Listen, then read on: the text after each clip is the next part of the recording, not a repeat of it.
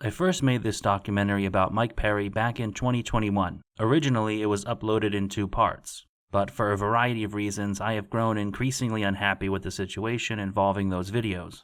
So I made the decision to combine the 2 videos into one longer video, with some minimal edits here and there, and an updated ending covering the events that have happened since I made my original documentary.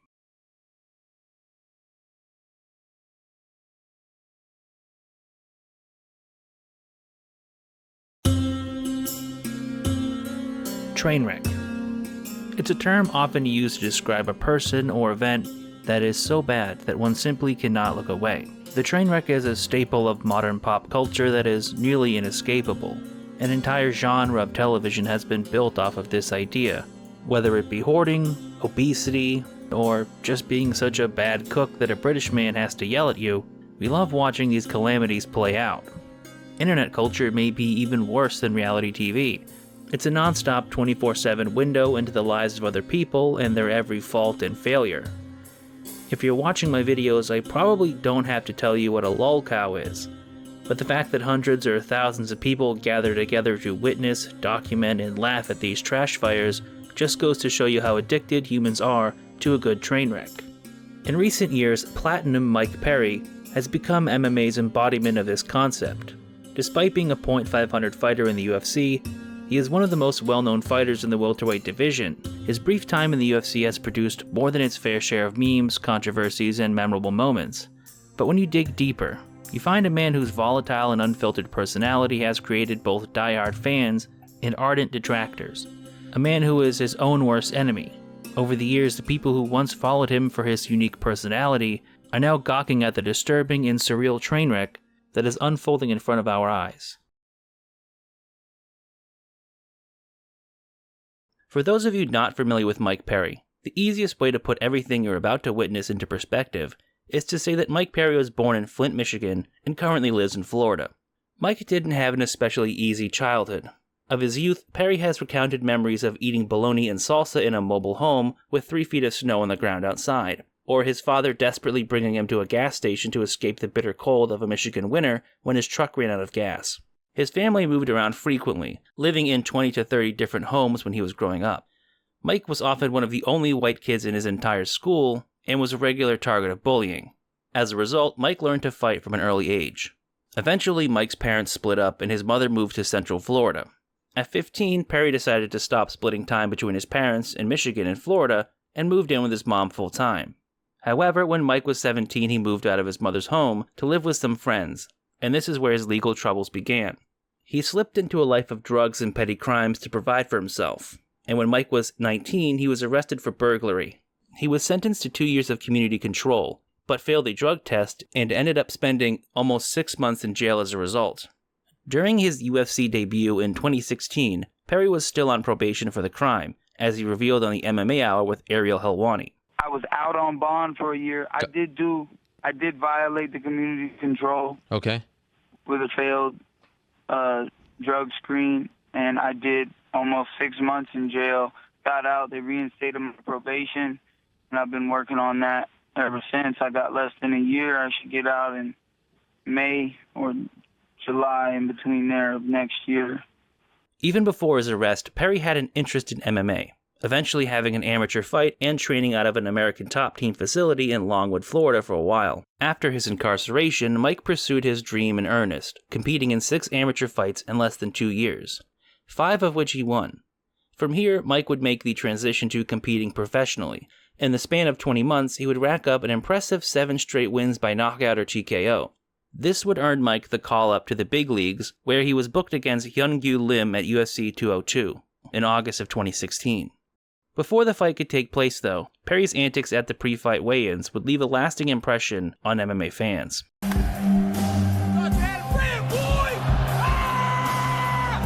I just love how everyone involved in this looks so confused. Mike's opponent has no idea what's going on. Dana is looking at Mike like, fuck, I hope this guy isn't another Tony Ferguson. A shirt under her... Oh.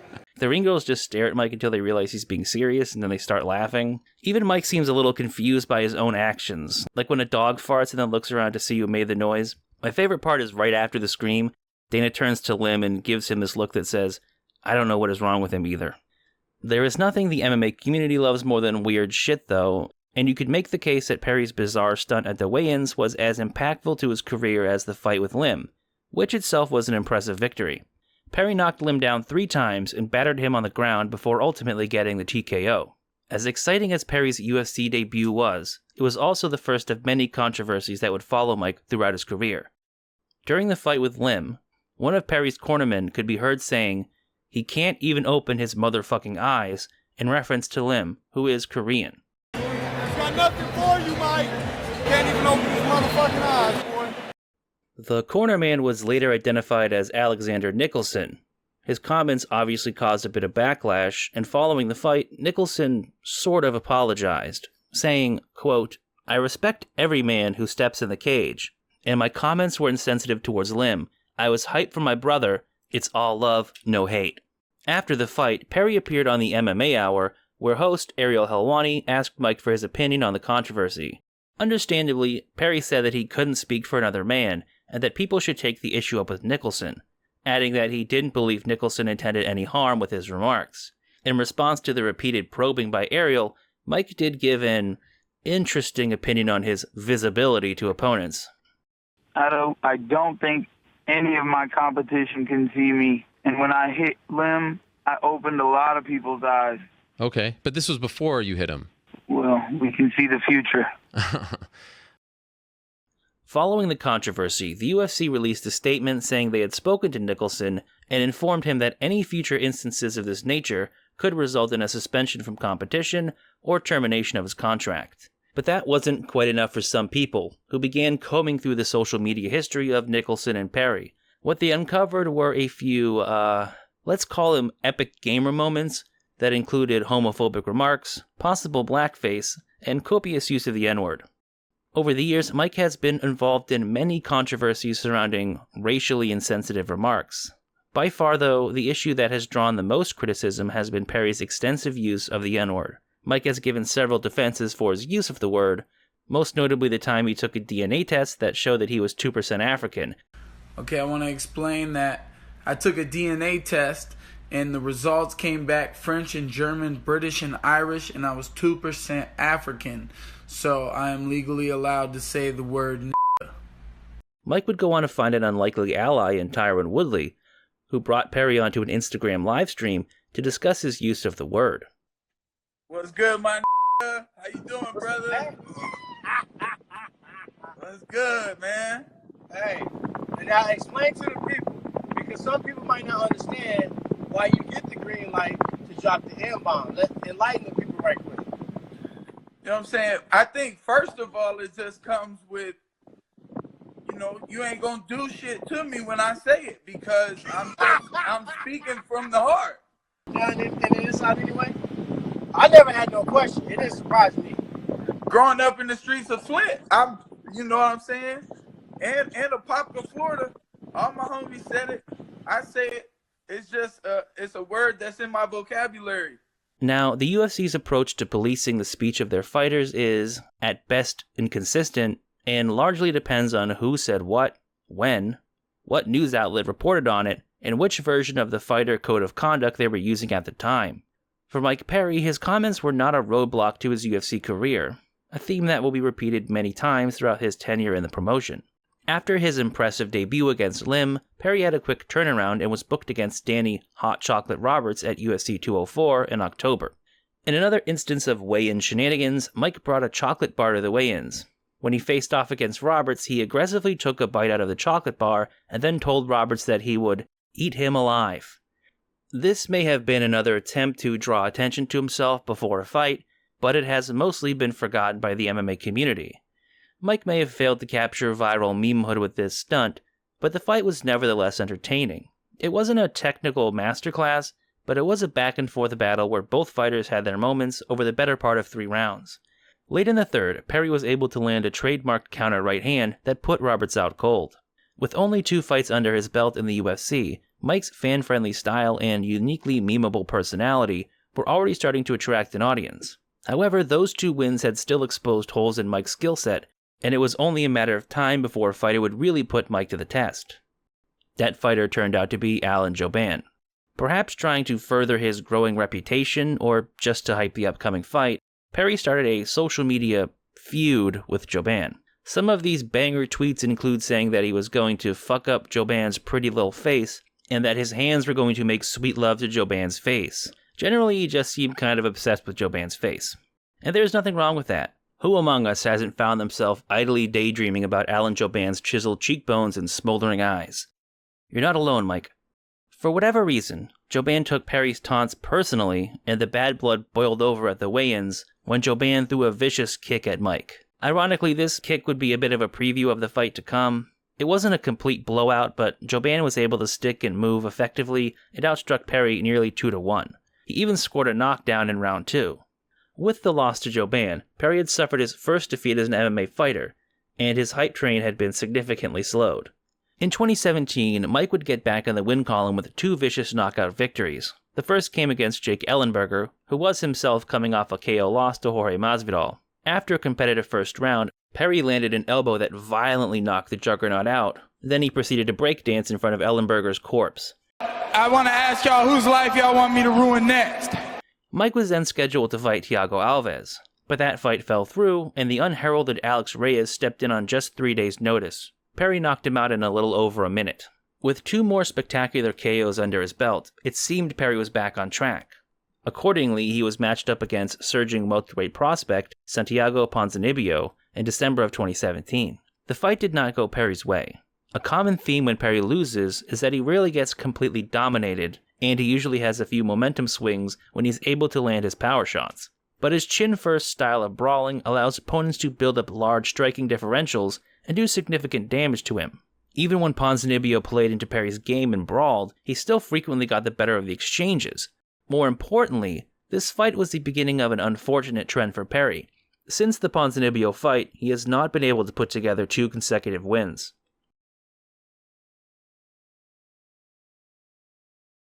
It simply would not be possible to make a video about Mike Perry without talking about his ex-wife and former cornerwoman, Danielle Nickerson, aka the Platinum Princess. It's not unheard of for MMA fighters to have their spouses in their corner.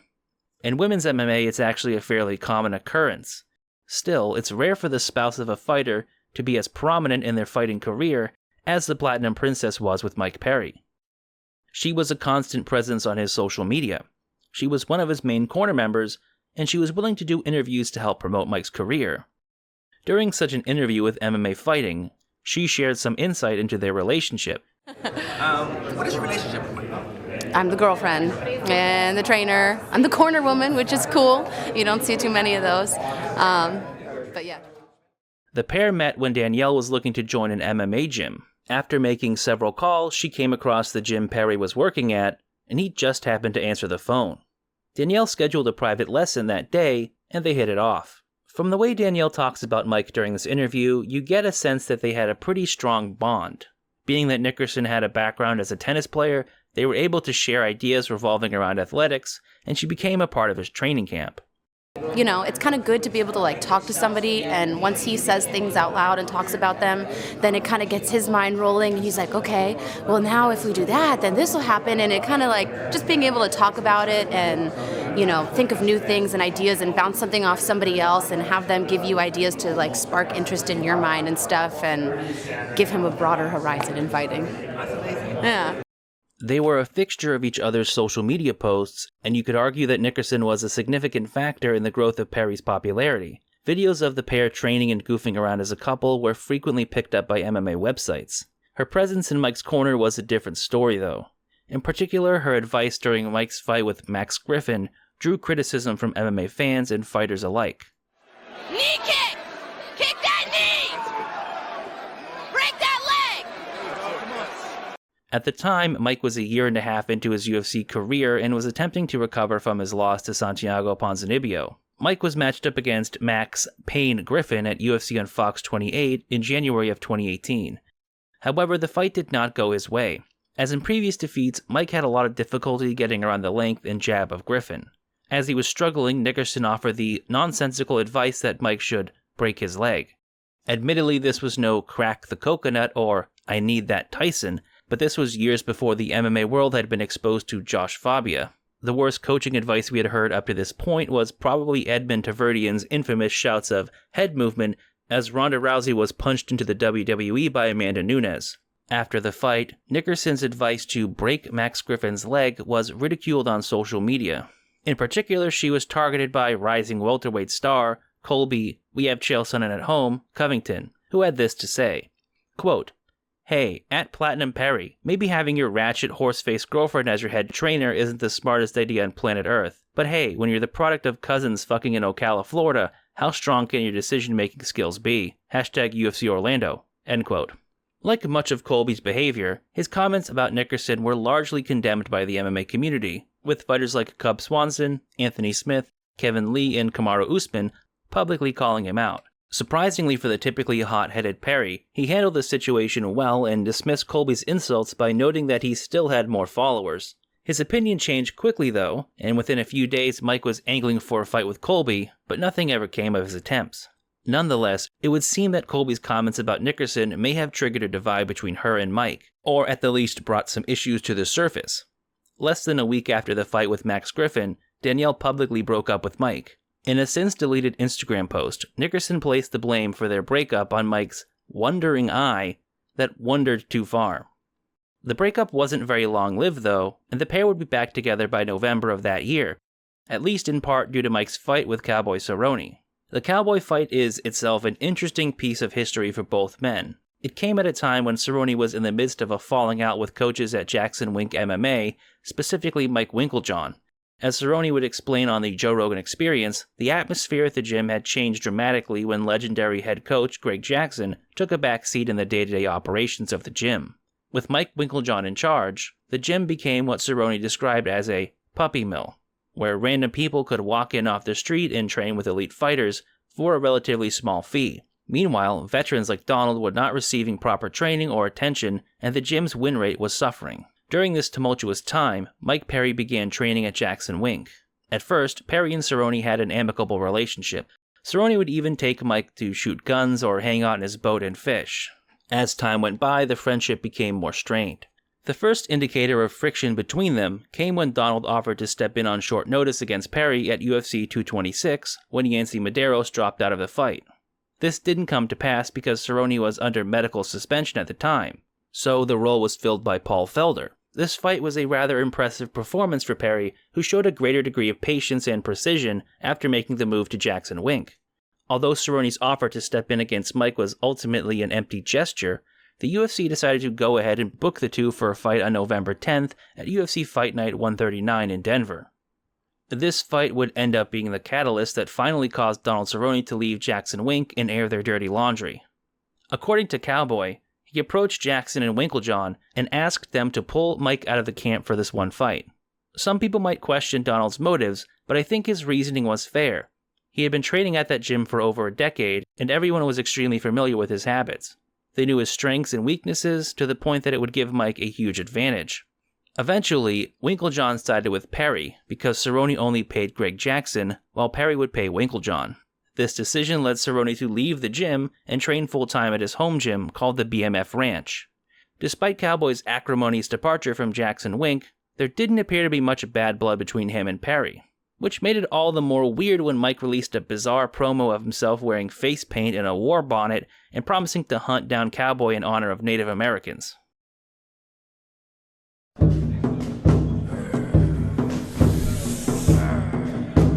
I'ma find that cowboy. This is a gym of platinum warriors. Only the strongest can survive here in this facility. Oh yeah, you can feel it flowing through your blood.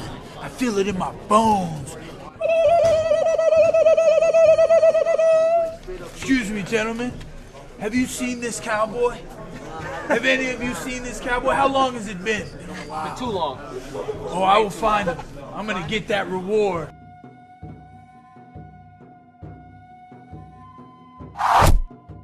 I am the Platinum Warrior, and I am looking for this cowboy. I will reap the benefits of this $150,000 reward. I'm coming to Denver, and I'm gonna find you, cowboy, and I'm gonna take you dead or alive inside that octagon. Unfortunately for Native Americans, Perry would not fulfill his promise. Halfway through the first round, Perry took down Cerrone, who then reversed him. In the following grappling exchanges, Perry ended up in the guard of Cowboy, who was hunting for submissions off his back. Eventually, Cerrone locked up a belly-down armbar that forced Mike to tap out with 15 seconds left in the round. Although Cerrone managed to get revenge of a sort on his former coaches, the whole debacle may have been pointless in the end. After the fight, Perry decided to leave Jackson Wink, citing the drama brought about by the feud between Winkeljohn and Cerrone. The outcome of the Cerrone fight wasn't entirely bad, though. According to an interview with Ariel Helwani, during the training camp, Mike had reunited with the Platinum Princess. So you guys are back living together, you and the Platinum Princess. You're an item again. I said that publicly so all these other girls can leave me alone. We never left, man, really. She made it public, and now I'm making it unpublic. we both off the market. Leave us alone. And did you do this? Did you rekindle it after the fight, or was it something that happened before the fight? Before, during, and after. All right. While they may have been back together, that didn't mean the relationship was perfect. When I was doing the research for this video, I came across a few posts suggesting that Danielle had kicked Mike out around Christmas. Unfortunately, like many social media posts from the time they were together, I wasn't able to source this video. Aside from that minor hiccup, the couple seemed to pick up right where they left off. Danielle once again became a fixture of Mike's social media accounts, such as in this video where they were sparring and Mike dropped her with a body shot. The second act of their relationship was going so well that in February of 2019, they announced their engagement on Instagram. A post that would be ruthlessly trolled by Colby Covington, who said it was a good thing they lived in Central Florida, where marrying your horse was legal. As Perry would later reveal to Ariel Helwani, he and Nickerson were married in March of 2019 at a low-key ceremony. Following their wedding, there weren't too many major stories about Mike and the Platinum Princess. She was still one of his training partners and a member of his corner, and they were both scheduled to compete at the grappling event Submission Underground 11 in February of 2020. Things seemed to be going well for them at the time, but it was later learned that Nickerson had filed for divorce shortly after the event. Little did anyone know, there was a darker story unfolding behind the scenes, but one that wouldn't be revealed for many months.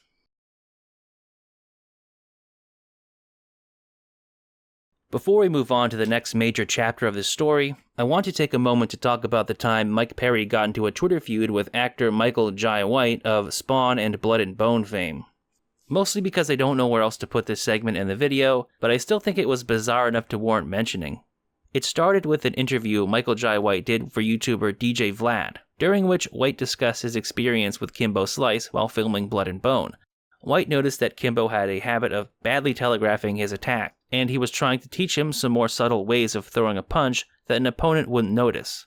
And so when I was explaining to Kimbo about like telegraphing, because he would telegraph a great deal. This interaction is what led to the famous video of Kimbo and White practicing on the set of Blood and Bone that has over 30 million views on YouTube.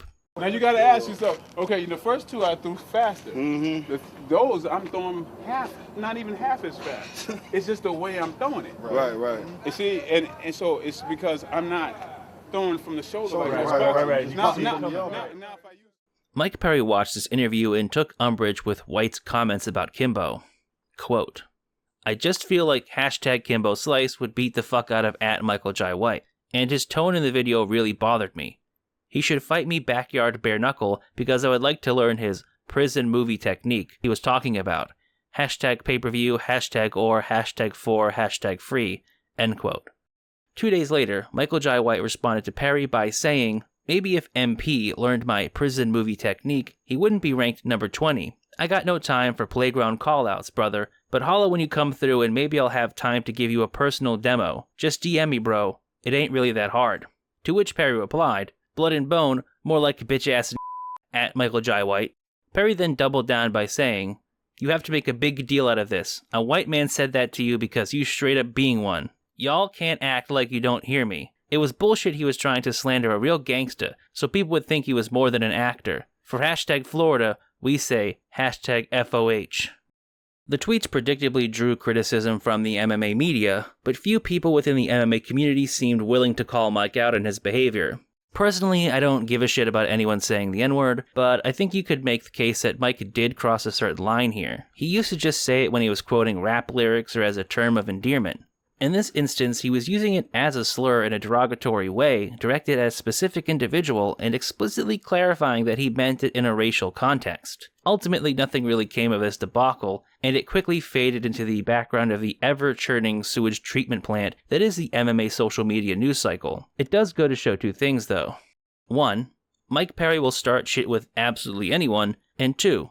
The UFC is completely inconsistent with the rules they impose on their athletes. After the Platinum Princess left him, it didn't take Mike very long to move on. By early March, he was already posting videos on Instagram with a woman named Latori Gonzalez. Bizarrely, it was actually the UFC's first Olympic swimmer who played Cupid for the couple. Mike, if I overstep my boundaries here, you can hit me with that left hook. But what was the pickup line that sealed the deal when you and John Jones walked into the bar? What did you deliver? So I walked in, and John Jones saw me, and he smiled, and he looked to his right, and he saw Latori, and he grabbed her hand, and he grabbed my hand. He might have grabbed mine first. It makes me feel better. I think he grabbed my hand first, and then he grabbed hers. And then he brought our hands together, and I picked her up and gave her a hug. Said, let's get out of here. Wow.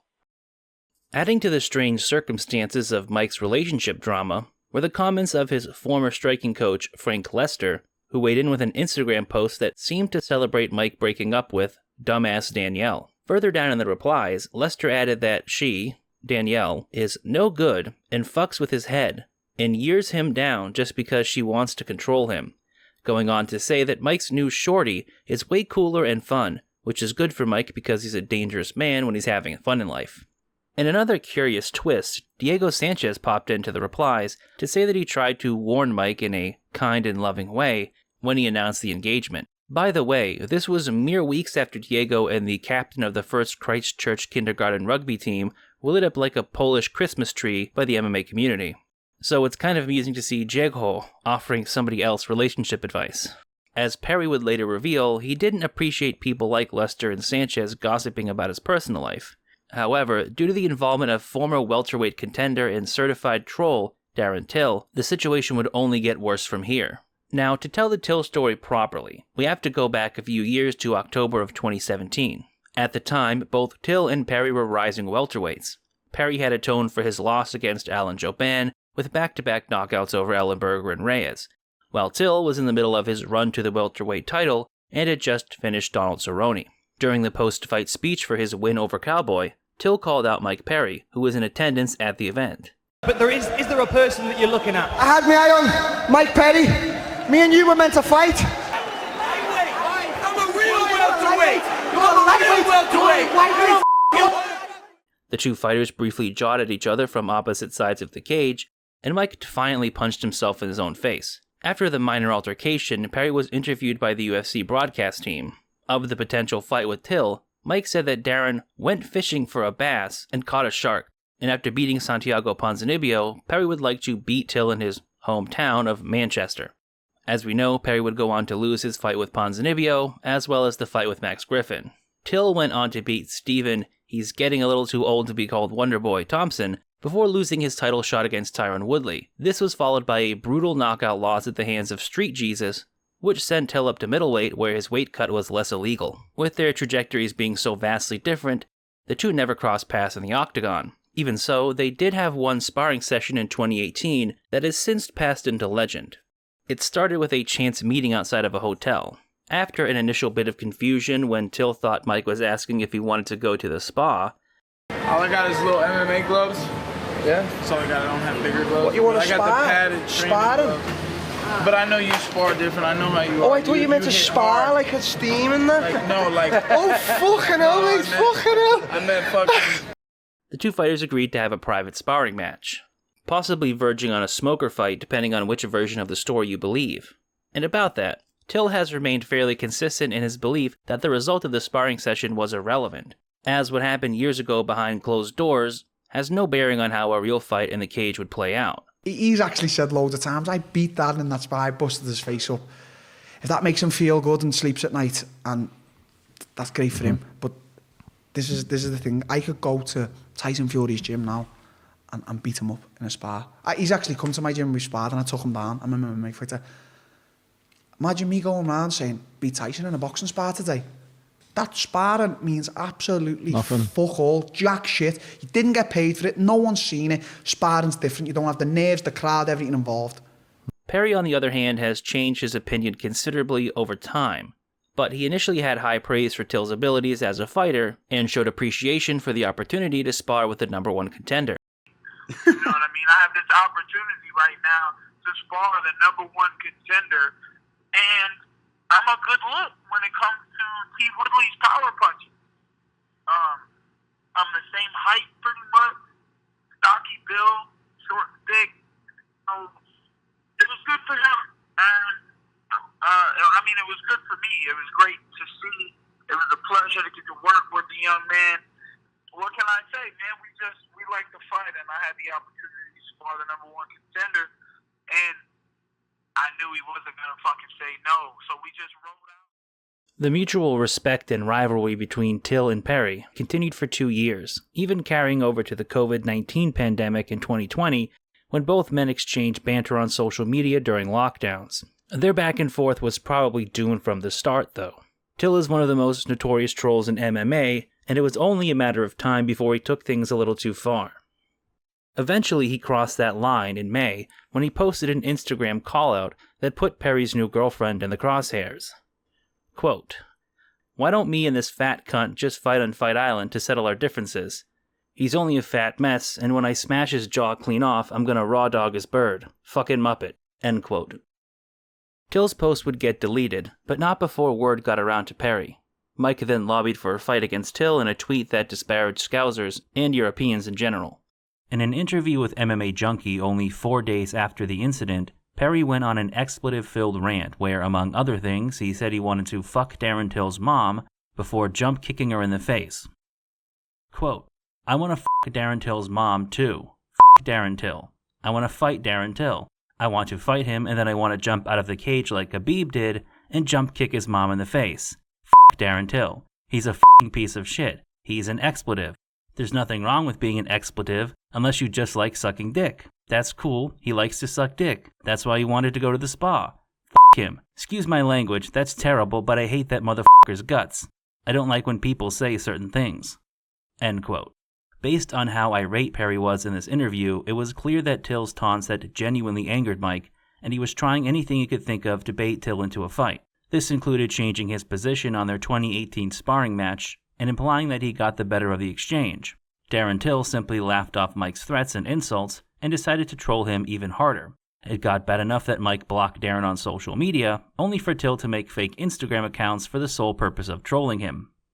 We was chatting, me and Mike. Like, I don't know if he's being serious. This is the things we was chatting, like, in the DMs, and it was, good fun. Yeah, let's have a bit of beef. And then I don't know if I took it too far because I said I was going to raw dog his girl, but he just must have took it serious. And then, like, he blocked me. I was like, no, what the he blocked you. Get fucked. Yeah, Wait a minute, time out. He blocked me off Instagram. Do you not see on my post? I posted about it. I was like, Mike, really? God. You blocked me. So I made another account and I started like commenting raw dog. He blocked that account. So I made another account, raw dog. He's blocked it. I can't see his shit no more.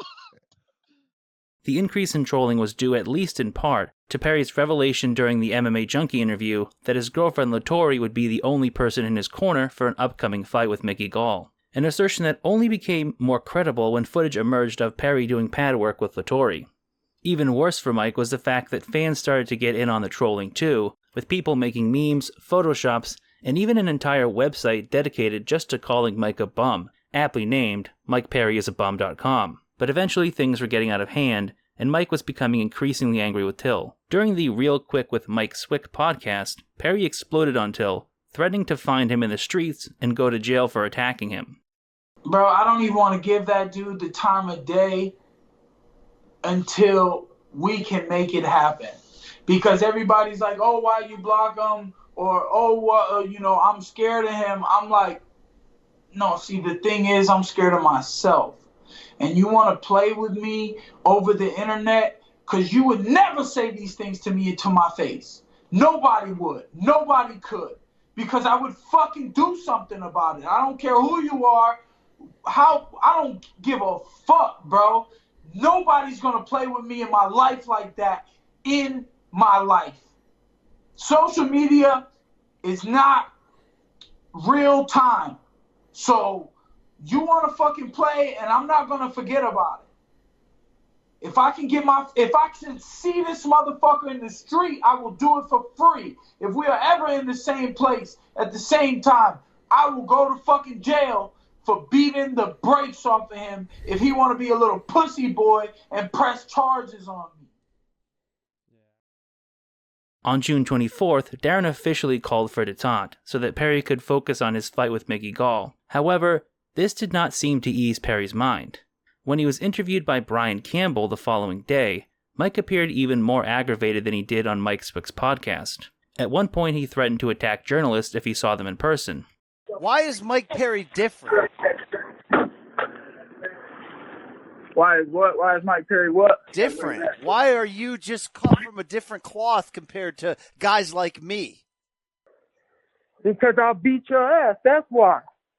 You run your mouth, I'll beat your ass. You're a journalist. You ain't gonna do shit to me. I'll punch you in the mouth and get away with it. That's fair. That is the truth fact. The conversation only snowballed from this point, with Perry mentioning that before the interview, he had nearly gotten into a fight with a construction worker for looking at him hard. In a bit of foreshadowing, Mike went on to explain how he can get away with beating people in street fights by baiting them into throwing the first punch. He thought he was just going to walk up on me and say and do what he wanted, and he found out the hard way.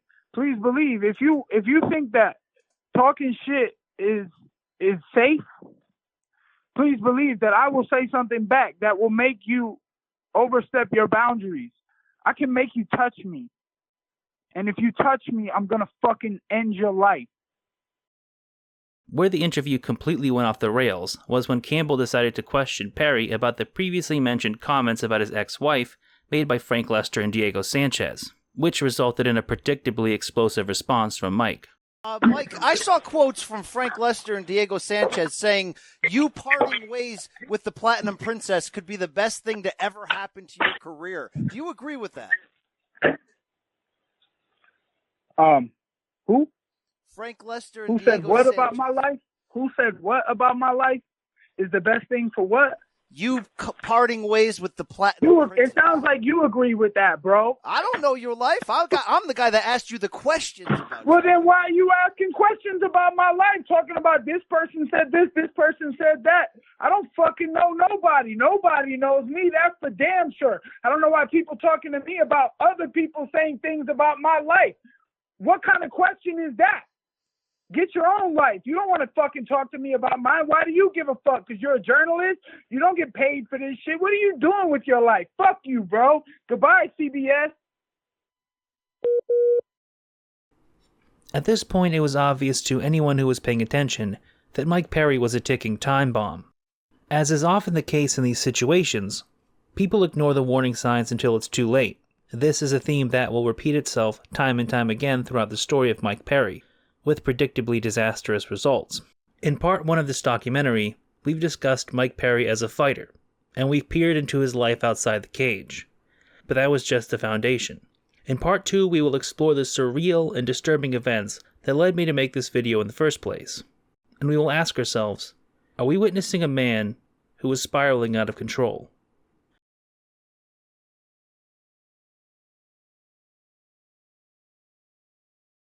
In part 1 of this documentary, we laid out a foundation of moments and events so that we could better understand Mike Perry. We discussed his early life and his rise to prominence in the UFC. We explored a few of his many controversies and outlined his relationship with his ex-wife, Danielle Nickerson, aka the Platinum Princess. Finally, we covered the relentless trolling he experienced at the hands of Darren Till, which had driven Mike to his wit's end. In the lead-up to his fight with Mickey Gall, Perry was becoming noticeably more volatile. Thankfully, Mike only needed to make it 2 more days without assaulting anyone before he could step into the cage with Mickey Gall. This was close to a do-or-die fight for Mike. After losing to Cerrone in 2018, Perry picked up a win over the other cowboy, Alex Oliveira, then lost back-to-back fights against Vicente Luque and Jeff Neal. In my opinion, the Luque fight is one of the standout fights in Mike's career, if only because of how well it is aged.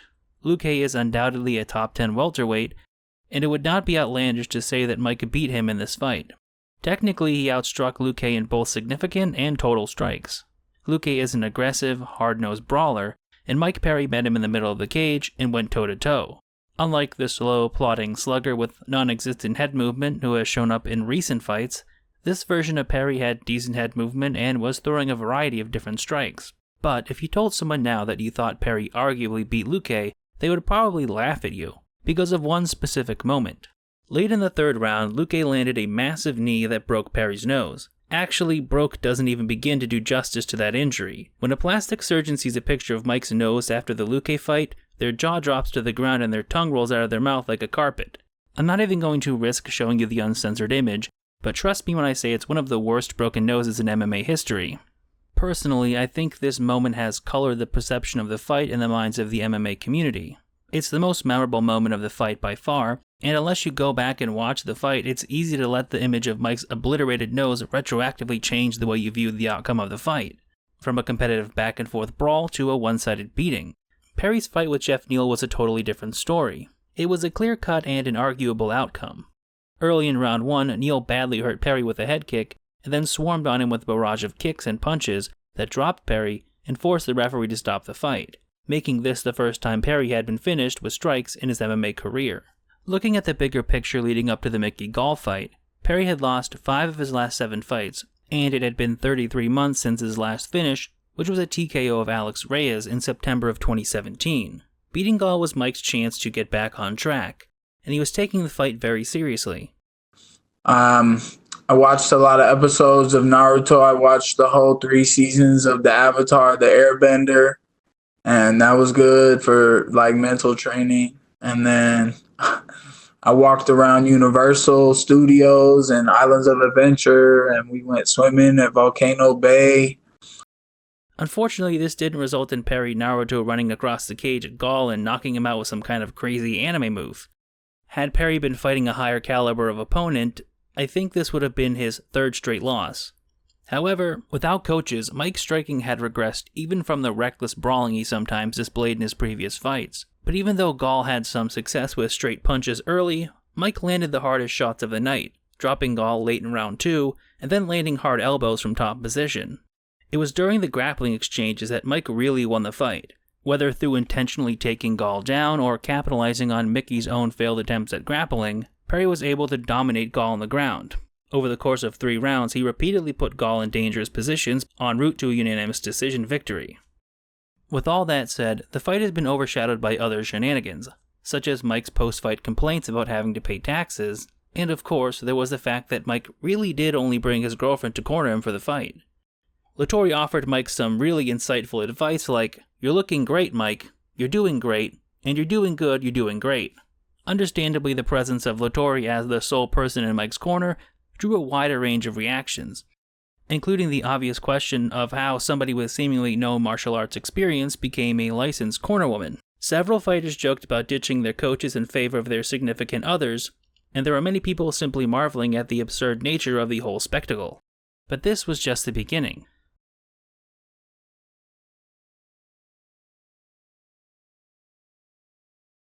At 10:50 a.m. on July 7th, Perry posted a tweet reading, quote, "If you see us in public, and you get too close, I'm gonna hit you. Social distancing says you gotta stay 6 feet away from us.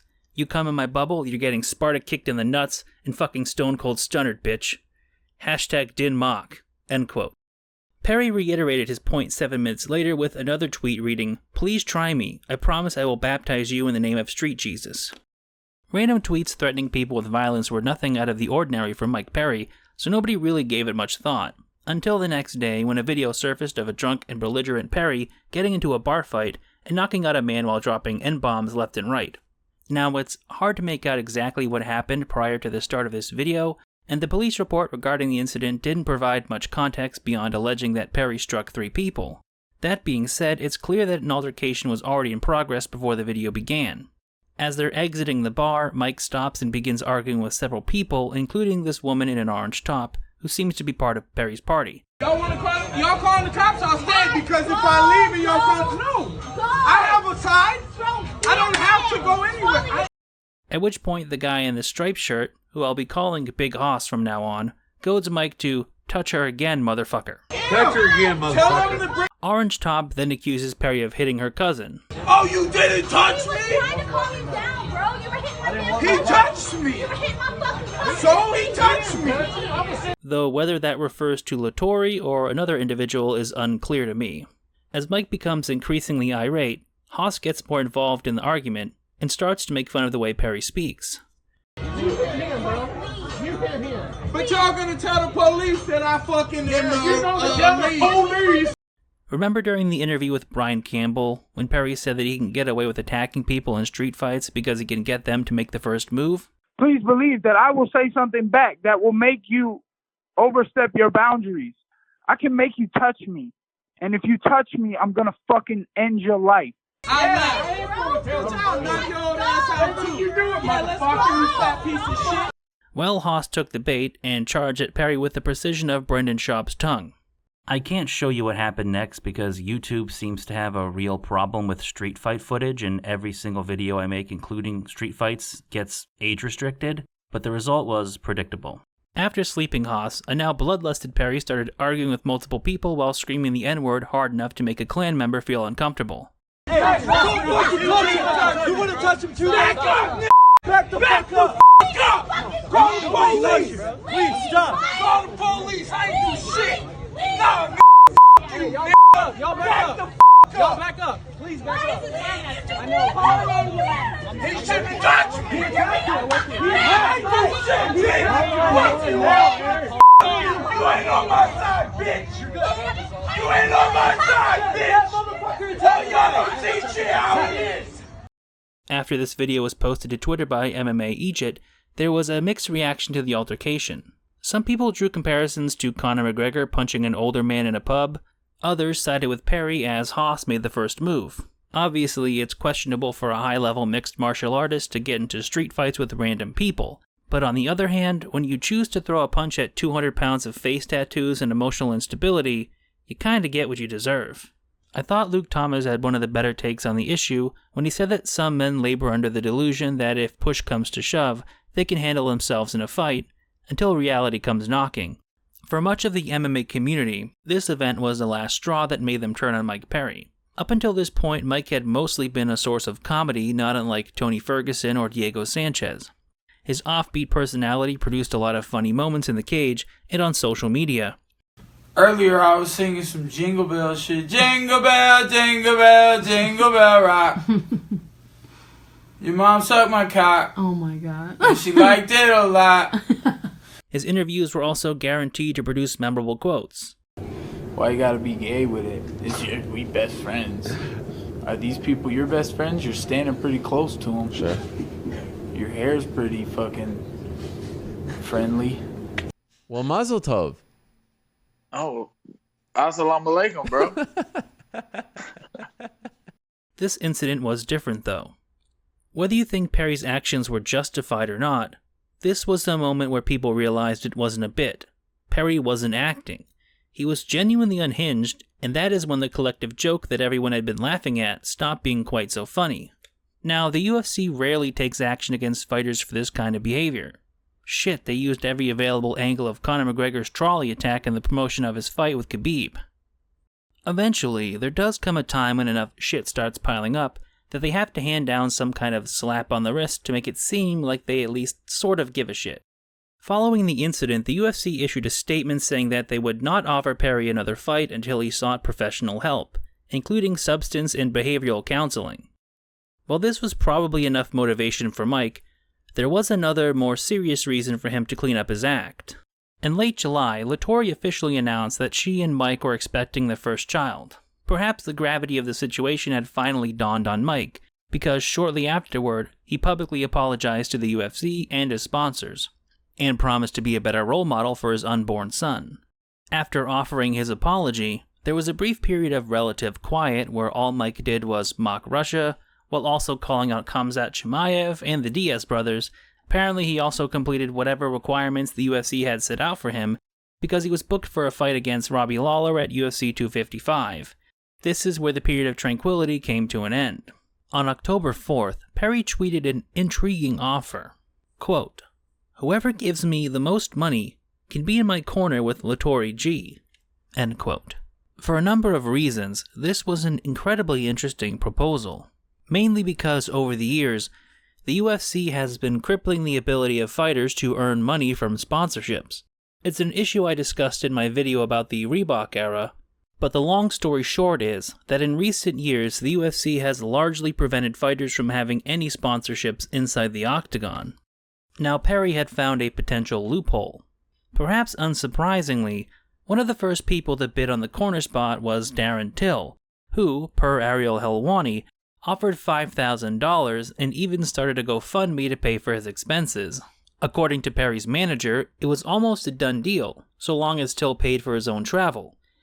But the shit show was just getting started. After Till made his offer, porn star Kendra Lust threw her hat into the ring and offered up $7,000 to corner alongside Till and pay for his travel. To add another dimension of weirdness to the situation, porn site/MMA promotion Cam Soda offered Mike $10,000 to have one of their models corner Perry and represent the Raw Dog brand. Meanwhile, Till had raised a question of his own. If he were to be the one cornering Mike, how much would somebody else pay him to throw in the towel? As expected, this reignited the dormant Twitter beef between Perry and Till. Mike then taunted Darren to post pictures of his baby mama, which went exactly as well as you'd imagine. And while all of this shit was going on, a Redditor named U/BS Wincups from the r/MMA subreddit offered Perry $10K of his own, which Mike apparently agreed to, as seen in this now-deleted Reddit post celebrating the fact. In spite of all of this, Mike Perry seemed to change his mind over the coming days, first saying that $10K wasn't worth the hassle, then later saying that his manager was trolling Till and Mike wouldn't have accepted Darren's offer even for $50,000. To ostensibly put the issue to bed, Dana White weighed in and said that the commission would never allow Mike to auction off a corner spot. A couple of outside the thing, the current sports thing. Mike Perry said he was going to auction off a position in his corner recently. I was wondering, is that something the commission has to approve? Are you allowed to? No, you can't do that. Yeah, you can't do that. Equally likely is that Dana was just jealous that a fighter figured out a way to make money that the UFC couldn't steal from them. Yet. You better get ready for corner cameos featuring your favorite celebrities like Alden Ehrenreich and Azalea Banks.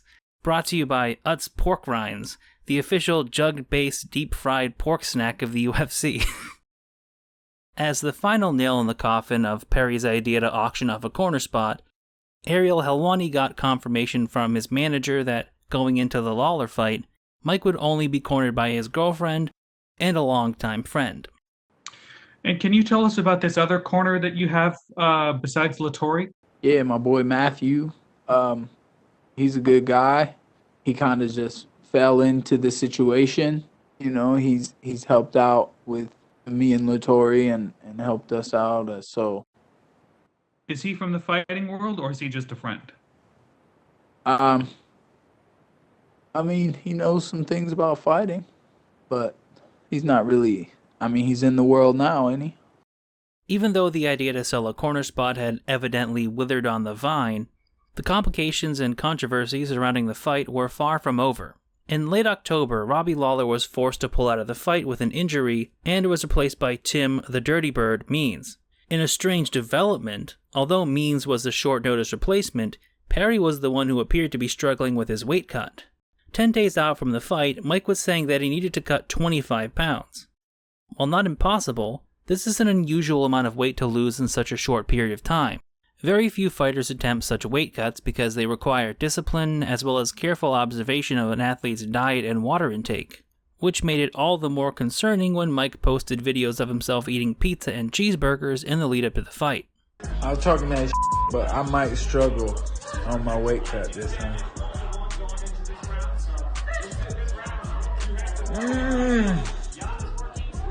Tim Means even said that Mike had been sending him videos of himself eating junk food in a weird attempt at psychological warfare. Did you say on the broadcast that he was sending you messages? Or yeah. In like your direct DMs and stuff? Yeah, he was sending me Instagram messages like 2 weeks ago, eating big cheeseburgers with onion rings on them, stuff like that. They look delicious. He asked me how the weight cut was going. I sent him some pictures of like broccoli and avocados or whatever. But this is Mike Perry we're talking about. The man probably thinks that subterfuge is a type of sandwich, which he would then eat during his weight cut. At the time, most people thought Perry was just trolling, but it quickly became apparent that he was serious. As fight night drew closer, Perry's confidence in his ability to complete such a large weight cut finally faltered. The morning of the weigh-in, Perry posted a series of tweets questioning whether he should continue fighting at 170, or if he should even be fighting at all. Quote, "I have always talked trash during weight cuts, so that if I couldn't make it, I could say I told y'all I wasn't sure. Maybe I've outgrown this. I did try to ask for a fight at 185, but maybe I just don't have it anymore. I'm so thankful to all the kind people at the UFC, prayer hands emoji. Can't believe I've been here this long. Maybe I should just lay the gloves down. I don't want it. I'm just in over my head with this weight. I was just 189 and now I'm 177 and I can't sweat. I ran with a nice sauna suit, got in the portable sauna for 15 minutes. Nothing. So easy for people to sit there and say shit, but I swear I feel like anyone saying I'm weak for this doesn't cut weight. It's death for me. I'm dying already and have 6 more pounds to go. I know it doesn't sound like a lot, but it's harder than the first 14. End quote. Even at this point, some people still believe that Perry was fooling around. That was until Mike left no doubts when he weighed in at 175.5 and dabbed on the scale. The weird circumstances surrounding the fight didn't even end there. During his walkout, Perry seemed confused by the song that was playing, Halo by Beyonce. This very building. What the I thought that he showed that he has a well-rounded skill set. Oh.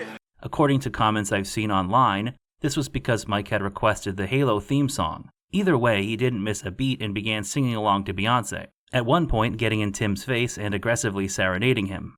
I think it's little things like this, or Mike having to chew his fingernails off last minute before the fight with Lim, that always make Perry's fights stand out in some weird way. It's as if there is a pocket dimension around him that just makes weird shit happen. The fight went like most of Perry's defeats. It was entertaining and not entirely one-sided, but Mike once again had problems closing the distance. In round 1, Mike got Tim to the ground where he nearly finished him with a rear naked choke. That being said, he still struggled to get around Tim's reach, especially when Means would double and triple up on his jab or throw rangy push kicks. As the fight went on, he became more sluggish and flat-footed, which only exacerbated the problem. By the end, Means had landed twice as many significant strikes as Mike had. It certainly didn't help that in a twist nobody saw coming, the longtime friend that was cornering Mike alongside his girlfriend actually turned out to be the Redditor U/BS Wincups. During the fight, BS Wincups provided corner advice to Mike in the form of memes from the MMA subreddit, such as 49 him. Shoot on you and then come over the top. A reference to Luke Thomas saying that he watched Holloway vs. Volkanovski 2 49 times. Surprisingly, this advice didn't prove particularly helpful to Mike. But as funny as this may have been, the humor would be overshadowed by accusations of and self-destructive behavior in the coming months.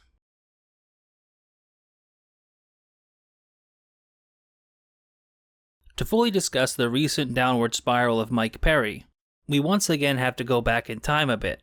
In this case, we're traveling back to July 27th of 2020.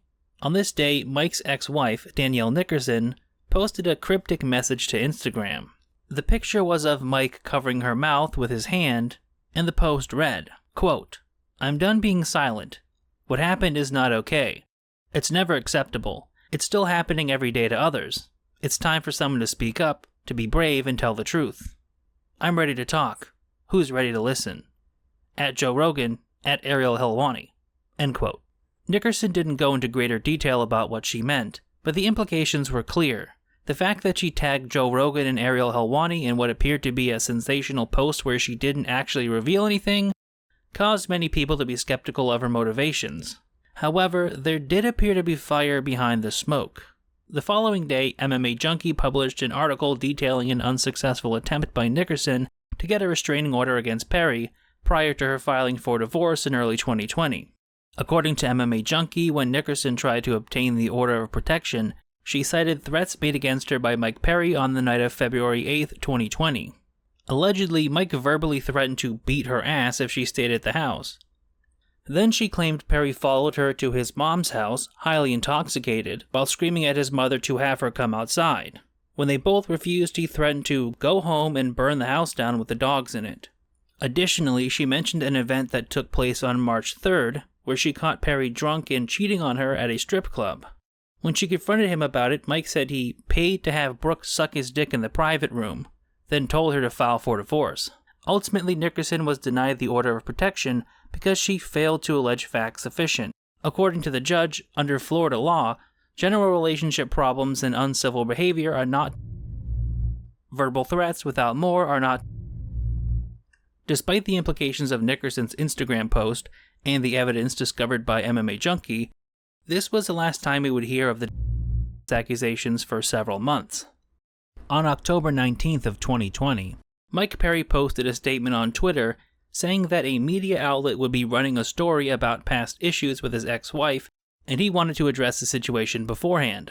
Quote, "First and foremost, I did not put my hands on my ex at any point in our short-term marriage. Secondly, I have already admitted to having an issue with alcohol, and I have been a part of an intensive rehab program that was able to help address not only that, but also help me with anger management. After the completion of the course, I have realized that I have said some things in the past that do not put me and what I stand for in the best of light, and for that I apologize. I am now in a loving relationship where I am looking forward and excited to welcoming my firstborn. I'm hopeful my ex can move on and find peace as I have." End quote. This statement made more sense the next day when MMA Junkie released a 50-minute long interview with Perry's ex-wife, where she discussed the events that led her to divorce. Early in the interview, Danielle confirms that she was referring to when she made her Instagram post in July, and added that it had taken months to gather the evidence to corroborate her claims, one of the key pieces of evidence being the 911 call that Perry's mother made on the night of February 8th. Most of the interview consists of Danielle's recollections of the events of that night, and they paint a picture of a man with a drinking problem and severe anger issues. Leading up to the alleged incident, Perry had hopped from nightclub to nightclub, meeting various friends and becoming increasingly intoxicated. As the night wore on, Mike and Danielle had hooked up with one of Mike's friends and another girl, and they continued to drink. When the other two left for a while, Danielle tried to convince Mike to head home and grab something to eat, but Mike wanted to wait for his friend. Eventually, Mike's friend and the other girl returned, at which point they went to another bar to drink some more. By now, they were essentially closing down the bar, and everybody other than Danielle was completely wasted. In particular, the other girl in the group was extremely drunk and, according to Danielle, barely able to walk. During a conversation between the two men, the other girl took offense to one of their comments, which led to a violent altercation with Mike. She dumped a drink on Mike's head, and according to Danielle, Mike knocked her unconscious in retaliation. Because Mike was friends with the bouncer at the bar, they were allowed to leave the scene, but that may have only worsened the situation. Even though Mike was intoxicated from a night of heavy drinking, he still insisted on driving them home. Danielle attempted to calm him down, but Mike still sped through a red light. This was enough for Danielle, who asked to be let out of the car. An argument with Perry ensued where he threw her to the ground and started screaming at her. After the altercation, Danielle refused to get into the car again, and Mike sped off in a rage. Alone on the side of the road, she called one of Mike's friends to drive her back to their house. But when they arrived, Mike was still furious. The presence of Mike's friend at the house only made him more angry. So Danielle suggested he leave, and she might try to calm Mike down on her own. Unfortunately, with Danielle and Mike alone in the house, this is the point where things became physical. Mike chased Danielle to the living room and initiated what she described as a game of cat and mouse. Danielle tried to position herself behind a massage chair, but to no avail, as Mike threw the chair across the room like the Hulk. With no other options, Danielle realized that all she could do was cover up and wait for the attack to be over.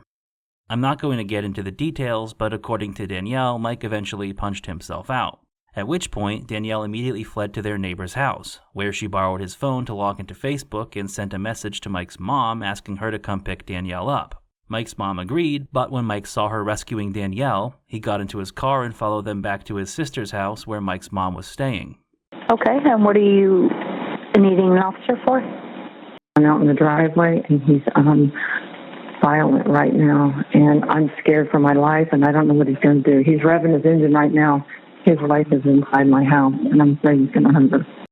Following the attack, Danielle and Mike managed to smooth things over for a little while. Mike made excuses for his behavior, and Danielle thought they could get past the incident. That was until she caught Mike at a strip club next to their gym, where he was attempting to get a blowjob from one of the strippers in the private room. This was the final straw for Danielle, who filed for divorce and attempted to get a restraining order against Mike.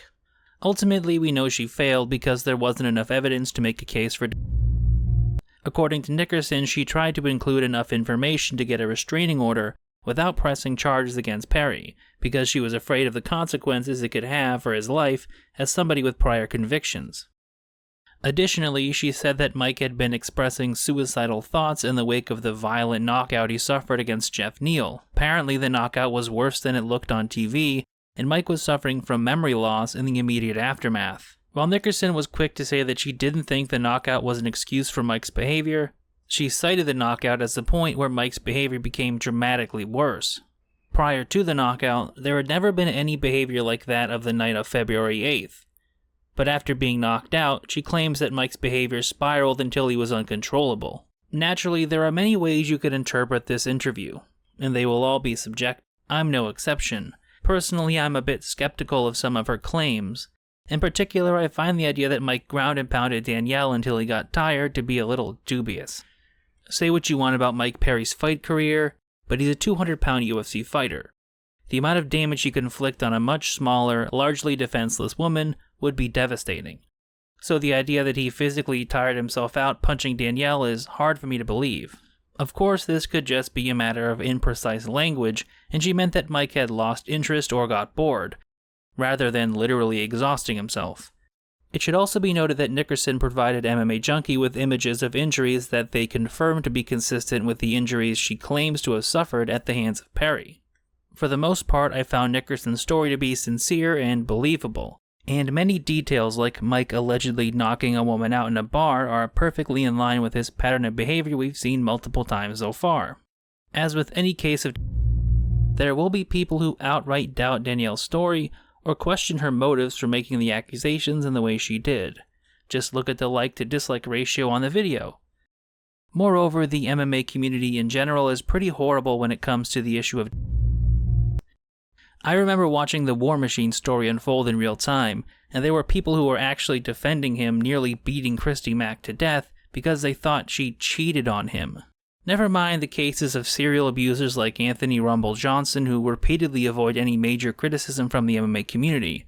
Obviously, Mike has denied the allegations and essentially dismissed his mom calling 911 as her being overly dramatic due to her experience with Mike's father. Did it do anything to you, though, to hear your mom say that she feared for her life because you? She always been over dramatic and acting up since, her and my dad had me, because my dad was a wild dude, so she always expected, something from me, and that's probably one of the reasons that I never, ever disrespected my mother, ever.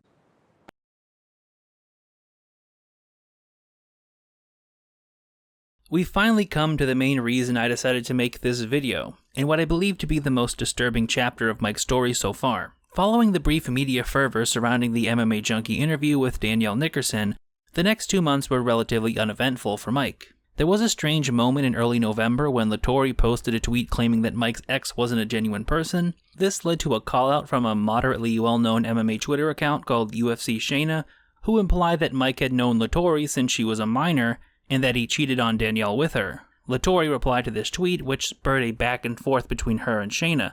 Eventually, Mike stepped in to say that he would only hit a woman if she put hands on Lattori. Shayna responded by posting the clip of Mike's mom calling 911, to which Mike said that his mom was just being malicious. It was a shit show, but other than that, things were pretty quiet for Mike until the early morning hours of January 3rd, 2021. Mike was up tweeting about the fans being ungrateful and threatening to beat people up if they approached him in the streets. Nothing especially out of the ordinary for Mike. That changed when Perry posted the fairly ominous tweet, "No matter what I do, it's never enough, so I act out, happy to spill my own blood." Then Perry posted an Instagram story that put the tweet into perspective. In the Instagram video, Perry was laying on the ground and cursing. We get a shot of a door with a glass window that has clearly been broken. Then Perry pans the camera down to his leg, which is bleeding profusely from a gash below his calf. I definitely cannot show you that video, but it's a shitload of blood. As it dripped and pooled on the floor beneath him, Perry questioned what he was going to do about the problem. Fuck am I supposed to do about this? Fuck. As minutes turned into hours, there was a growing concern. People were waiting for some confirmation that Mike was okay, but he and his girlfriend had both gone silent on social media. Thankfully, the next day, Perry posted a video of himself in the hospital getting stitched up. Then, on January 6th, Mike announced that his first son had been born. When looking at Mike's tweet talking about spilling his own blood, followed by his tweet welcoming his child into the world, it makes for a chilling juxtaposition. This brings us to an awkward point in the Mike Perry story. Since the glass-kicking incident, he has quieted down a bit again, and it seems like he is making more positive life choices, like promising to stop saying the N-word to set a better example for his son. More recently, he took part in an Instagram livestream with Darren Till, where the two appeared to bury the hatchet while rekindling their friendly rivalry. If I show up and fight good at 170 and then say give me the 85, we can see what we can do, but we could just fight for free like we did last time. That was good, wasn't it? A little play around, It was good. Tussle. I beat your ass though, didn't I? Oh, you tripped me. You got fat hips, you fat fuck. You tripped me. You got a good tie clinch, but I pummeled your face a few times. Lad, I've got love for you, but I've fucking battered you. You're too small, I told you, you're tiny. How can you beat me? How? How were you bleeding then? You would have won bleeding. Stop yourself! Stop your behaviour, mate. Listen, I'll fight you anytime, no matter where the rankings. You know that, but you have got to go down to 170 and win now. You know that, don't you, brother? Yeah. That's just some advice. Yeah. I mean, it's honesty. I need to fucking stop playing around. I got different shit to think about this time. I gotta actually try. I am trying, so. Get yourself out to Liverpool and train with me. Fucking, man. I can't leave my family, man. That's my life now. Oh, I know that, but sacrifices have to be made. I'm not with my family right now, either. I know. I don't know how you fighters do that shit. I'm like, shit, if I'm gonna fight for something, I'm gonna fight every day to be with my family. No, of course, but I want to see you get 3 wins in the welterweight division now. Thanks. That's what I want to see. I want to fucking see it too. I've been bullshitting, I guess. Honestly, I'm glad that Till and Perry are back on decent terms, and thankfully in his live stream it sounds like Perry has taken stock of his life and realized that he needs to stop fooling around for the sake of his family. More recently, it seems that Mike has also buried the hatchet with his longtime enemy, Colby Covington, and has begun training at the MMA Masters gym. While not necessarily massive changes, these were all signs that Mike was taking steps in the right direction. During interviews for his fight with Daniel Rodriguez, the Platinum Papa seemed rejuvenated. He was clearly taking the weight cut more seriously this time around, he looked leaner, and he was full of energy. At the heart of these changes was Perry's newfound desire to be a role model for his son. I like the Platinum Papa. All right. Hey, no, my son means the world to me and my family and my life, and just lit this fire that I didn't know was gonna happen. I was just doing an interview and I said, now I have a reason to be a role model. I never really cared to be some type of role model before, but now I have someone I'm gonna teach everything to. You don't want to miss anything. You don't want to be like, man, I could have told you about that, and I missed it. But who knows what's going to happen? He's only 3 months old, so sky's the limit. I would have loved to tell you that Mike emerged from the fight both victorious over Rodriguez and a changed man. It would have made for a great ending to the video, but he did not. If I'm being honest, he didn't even look especially good against Rodriguez. Mike's skills have regressed tremendously, to the point that he mostly wades into striking exchanges with zero head movement while hoping to land a big bomb. There is a general opinion in the MMA community that Perry is a bum, but personally I think he has more potential than he has been showing lately. Mike is an athletic guy with heavy hands, a very good chin, and decent cardio when he's not on the Hendrix diet or doing pad work with his pregnant girlfriend. He's also an underrated grappler, who has shown surprising flashes of fight IQ. I don't know what his ceiling is, but I don't believe his current record is a depiction of how good he could be if he took his career more seriously. When he was training at Jackson Wink and receiving at least moderately competent coaching, he was able to beat Paul Felder, who I see as being a top 10 fighter at lightweight or welterweight, and his fight with Vicente Luque, as we mentioned earlier, has aged very well. Part of his decline can be blamed on spending a year without coaches. Maybe more time spent training at MMA Masters will help Mike correct his course, but at this point I think he needs a massive change. Perhaps moving to a top-tier camp like American Top Team or training under a coach such as Trevor Whitman would help. I think the point was summed up well by Darren Till when he spoke of Perry's situation after the loss to Rodriguez. Quote, "No team, no foundations. You need a good solid team around you, who are willing to go to great lengths with you, and then your coach. I am lucky enough to not just have a coach, but as I believe a true master of all the arts, and as humble and deadly as they come. If Perry fancies coming here for a few months, I would more than be willing to accommodate him and his family, and I'm sure my team would feel the same way. Hope whatever he chooses in life, he puts him and his family first. X." End quote. Perry later questioned the authenticity of Till's offer, but for all of Darren's trolling, I don't think he was being ingenuine towards Mike. One thing has been pretty consistent with Till throughout this endeavor. He doesn't bear any serious ill will towards Mike, and if anything, he has repeatedly shown concern for Perry's well-being and tried to help him when it counted. It's debatable whether training with Till and his team would lead to any groundbreaking improvements in Mike's skill set. Still, I think it would be a good environment for Mike and a beneficial experience to train with somebody who appears to genuinely want to see him succeed. I hope he takes Till up on the offer.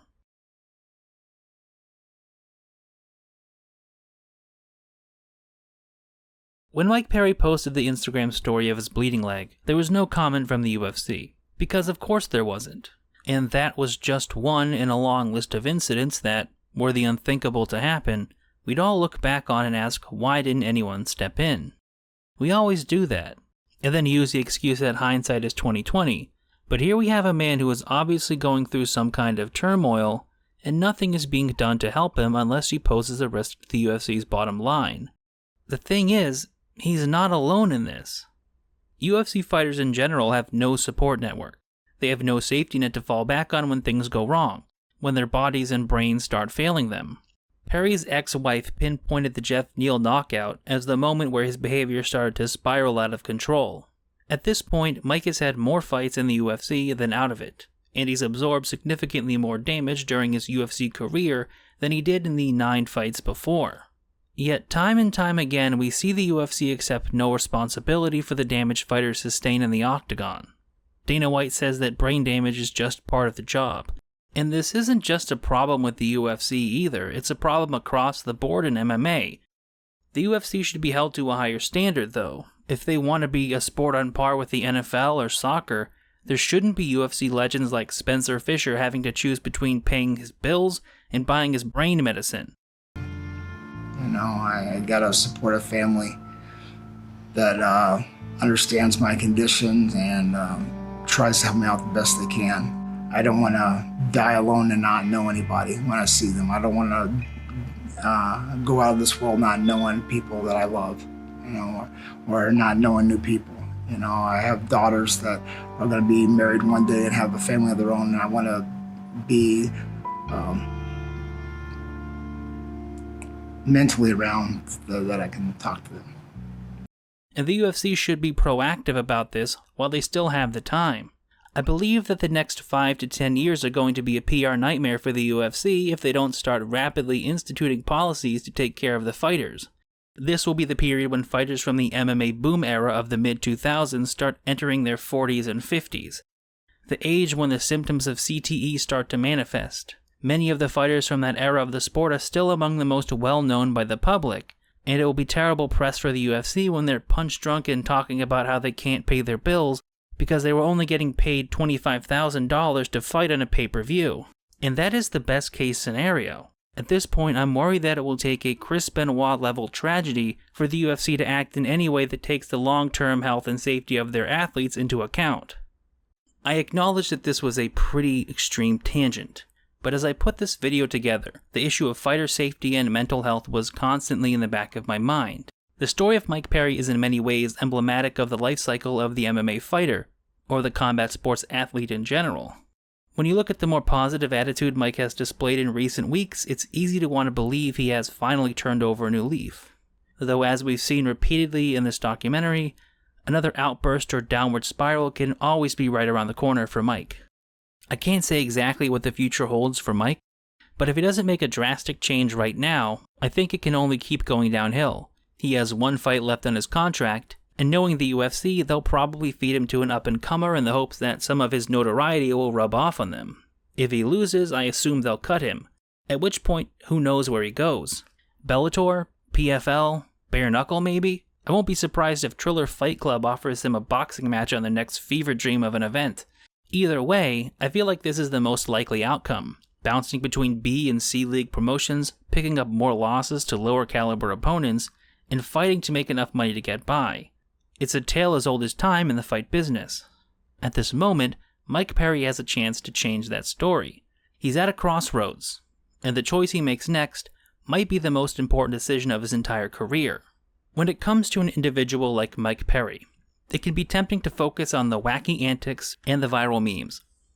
Haha, 2% African, Mike Perry is my favorite black fighter, etc. Equally tempting is the desire to devote your attention to the more shocking and disturbing aspects of his character. The truth is that Mike Perry is more complicated than he seems at first glance. By its very nature, the world of MMA is a gray area. Most societies have rules against individuals engaging in violent acts, even if they are consensual. Combat sports are essentially a contract between the participants and society that these acts are an exception to the rules that we normally follow. But Mike is a man who will break that contract. He will take part in extracurricular violence. He really is a bad dude. It's not a persona. Good or bad, it's raw, unfiltered, and real. He's genuinely dangerous and borderline criminal, yet we occasionally get glimpses of a man who wants to be better. He didn't have the best start in life, and he's made a lot of bad decisions, but you can see he has a desire to change. He wants to make a better life for himself and his family, but at the same time it seems like he's fighting against his own nature. Perry is a villain, but he's also somebody I can't help but like. I root for him to change.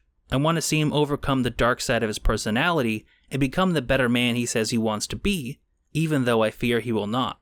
As I've watched this story unfold in real time and gone back through the history, I've tried to paint a portrait of who Mike Perry is, the good, the bad, and the ugly. The process has been one of the most complex and difficult projects I've done to date. But even with all the work I put into this documentary, I don't know if I have a better idea of who Mike Perry really is. This has been the struggle of finishing part 2. I know you guys have been asking, where is part 2? Where is part 2? I've been working on it this entire time, and even though I had the majority of the work done, I kept finding myself at this impasse. I've rewritten this attempt at an ending over and over again. What you're hearing right now was only written as I was nearing the end of the editing process. As hard as I've tried, I don't have an ending or a conclusion for this video. I don't know what is going to happen to Mike in the next few days, let alone weeks or even months down the line. As much as anyone else, I'm on the edge of my seat, watching and waiting for the next chapter of the Mike Perry story to unfold.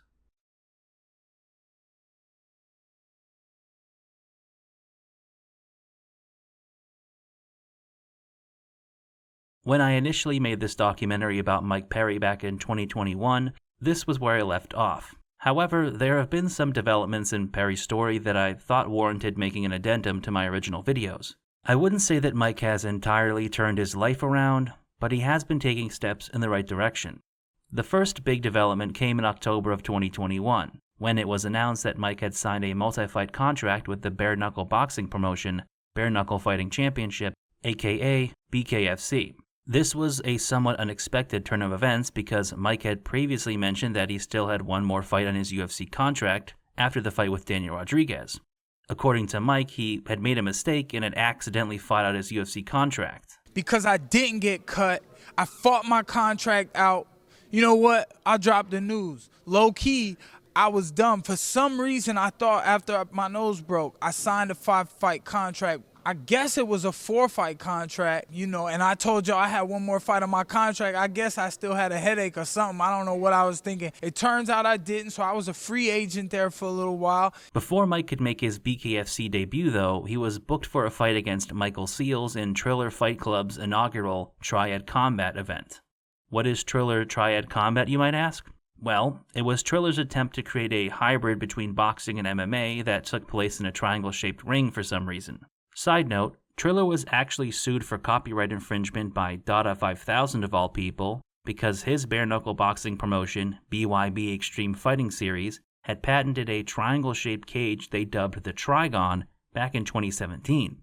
After suffering a knockdown against Seals, Mike would eventually come away with a close split decision victory over the 25-3 boxer. At least that's what I've read, because the only way to watch this fight is to buy the whole Triad Combat event for $5 on Fight.tv. Call me out for not doing my due diligence on this one if you must, but I'm not going to give them my money. Speaking of money, though, Mike made out very well for himself financially in this fight, and despite the Triad Combat detour, it wouldn't take very long for Perry to get his first bare-knuckle boxing match booked. While temporarily stepping into the commentary booth at BKFC Tampa in December of 2021, Perry was accosted by former MMA fighter Julian Lane. Perry immediately left the booth and began brawling with Lane in the crowd to the timeless sounds of Def Leppard's Pour Some Sugar on Me. Please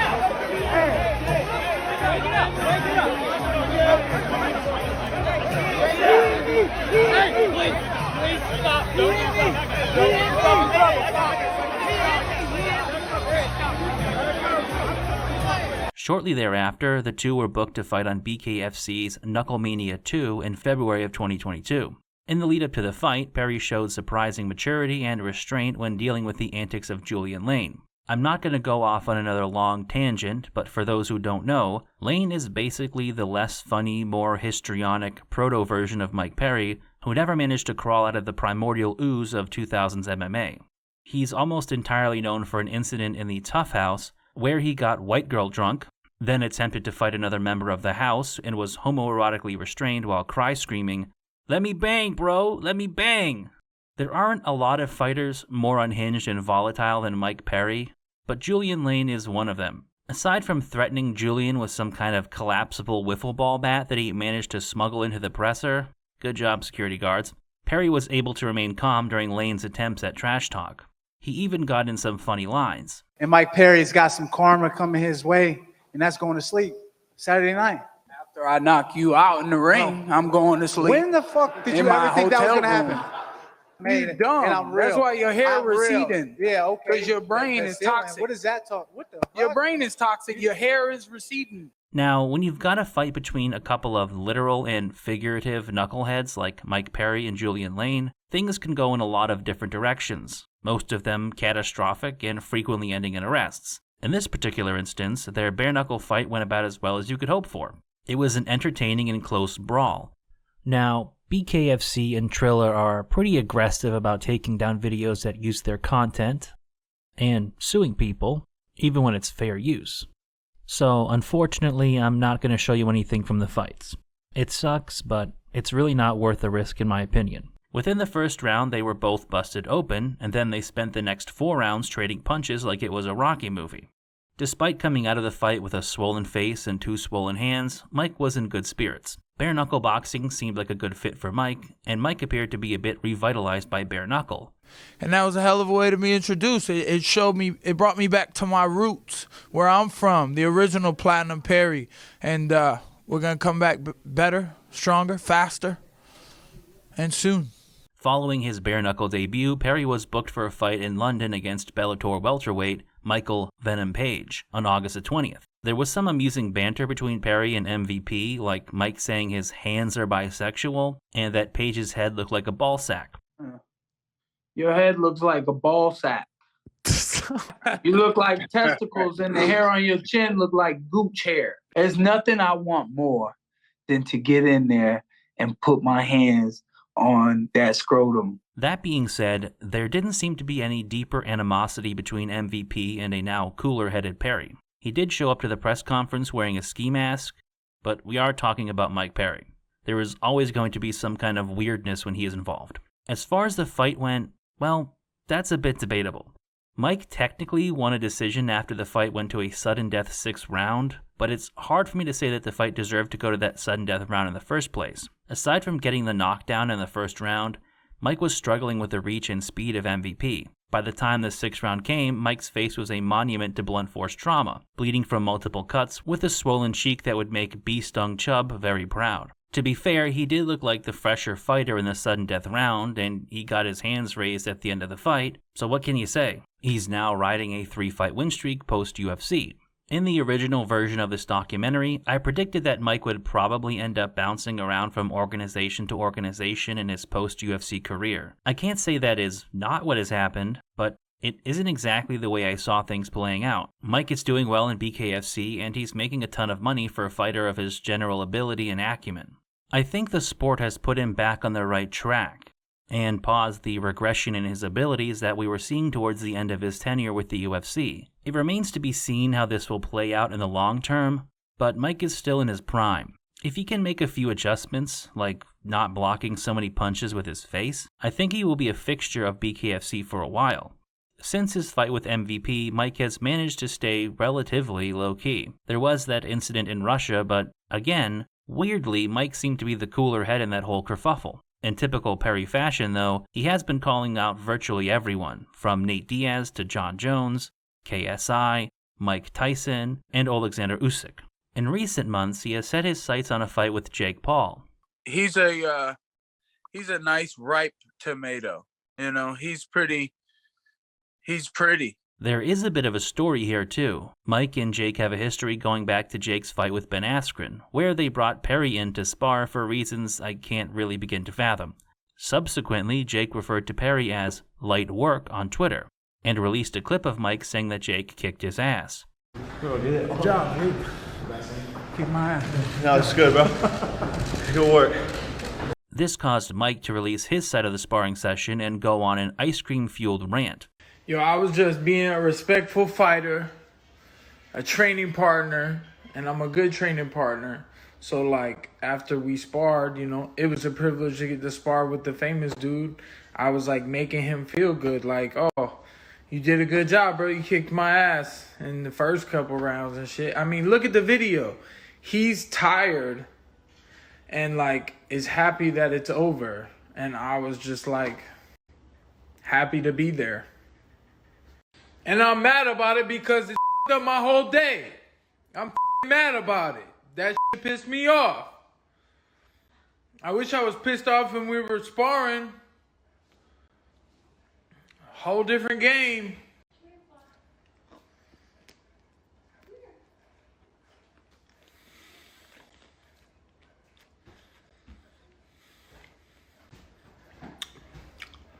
I'm pissed. Unlike the Darren Till spa, Mike has remained consistent about what happened with Jake Paul, saying on more than one occasion that he took it easy on Jake in the early rounds to feel him out, and that he thought they were going to do an 8-round sparring session instead of 6. More recently, Mike accused Jake of backing out of a fight with him, and tweeted what appeared to be a signed bout agreement for a boxing match on February 18th of 2023. Since Mike tweeted this contract, Jake Paul and Tommy Fury have once again agreed to fight, this time on February 25th. Mike has since alleged on Twitter that they were going to pay him to be a stand-in for that fight, which would make sense, but by posting the contract, he spit that money in their face. To be fair, that doesn't mean it still can't happen at some point. It's entirely possible that Fury drops out again and Mike fills in for him. Even if the fight does go through, that doesn't preclude Mike from fighting Jake at some point in the future. I don't think it should be a boxing match, as Jake would probably win that fairly easily, but if Jake is really going to have an MMA fight in PFL, that would be interesting. Regardless of whether Mike fights Jake or Nate Diaz or takes another bare-knuckle fight or even ends up back in the UFC as he suggested, his prospects are looking pretty good for the foreseeable future. His notoriety has afforded him options that few other MMA fighters have. At least for the time being, Mike has been able to pull out of the downward spiral that his life was following 2 years ago. He's on a 3-fight win streak, he's making more money than most MMA fighters will ever see, and his heart would truly appear to be in fighting again. More importantly, Mike seems to be doing well in his personal life. It could be that having a son finally made Mike reevaluate where his life was going. Either way, he's far more level-headed and mature than he was just a few years ago. I know that for some people, the allegations made by Perry's ex-wife will automatically disqualify him from being a fighter they root for or want to see succeed. That's perfectly fine. You don't have to cheer him on. But at the end of the day, it's good for Mike, his family, and the safety of the general public that he's made the progress we've seen so far. It's funny, but I find myself experiencing the same problem I had when I wrote the ending of this doc back in 2021. I can't say that I figured out who Mike is any more than I did back then. Is he really a changed man? Or is the old Mike just dormant and waiting for the right moment to reemerge? I don't know what the Mike Perry story has in store for us. We're witnessing one of the most positive chapters yet, but you can never tell what Mike will do next. He's unpredictable. All I can say is that I hope he stays on the right path, for everyone's sake. As always, I want to thank you for watching the video, as well as liking, commenting, and subscribing. I would also like to thank my supporters on Patreon who help make these videos possible. Since I did something a bit weird here and combined 2 pre-existing videos into one and then added additional content, I'm going to thank all of them here, so you will probably hear some names a few times. Part 1. Thank you. Bone CK, Dan Thomas, Dirtbag Thor, Erica Hughes, Fightback CBD, James Taylor, Mike Roballs, Ryan Sedor, Zelda Z, Kevin Howard, Kyle, Max, Neem, Raghab Verma, Ratman, Tamby Helmick, and the Son of Man. Part 2. Thank you. Dan Thomas, Fightback CBD, James Taylor, Mike Roballs, Ryan Sedor, Zelda Z, Bone CK, Alex, I Said No Cops, Kevin Howard, Kyle, Max, Neem, Paulo Gomez, Raghab Verma, Ratman, Scotty Hot Sauce, Snepsts, Tamby Helmick, and the Son of Man. Addendum. Thank you.